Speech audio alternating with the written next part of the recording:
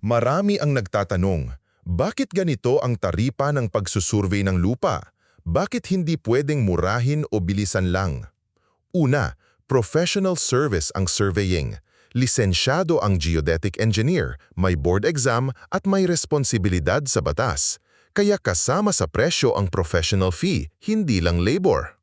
Ikalawa, malaki ang gastos sa equipment. Ang total station, GPS at drone umaabot mula 300,000 hanggang milyon ang halaga. Kailangan ding i-maintain, i-calibrate at minsan palitan. Hindi pwedeng magtipid sa accuracy. Ikatlo, ang survey ay hindi lang lakad sa lupa. May research sa DNR, verification ng datos, actual fieldwork, computations, plotting, paggawa ng subdivision plan, technical descriptions at ulat. Maraming araw na trabaho bago mabuo ang isang valid survey plan.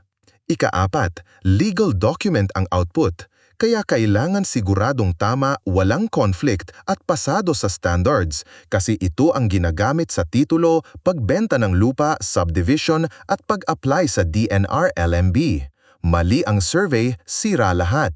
At panghuli, may risk ang survey. May mahirap na terrain, masamang panahon at minsan may boundary disputes. Kasama lahat yan sa pagpipresyo. Kaya ang talipan ng survey, hindi basta presyo, investment sa seguridad ng lupa mo. Sigurado, legal at tama.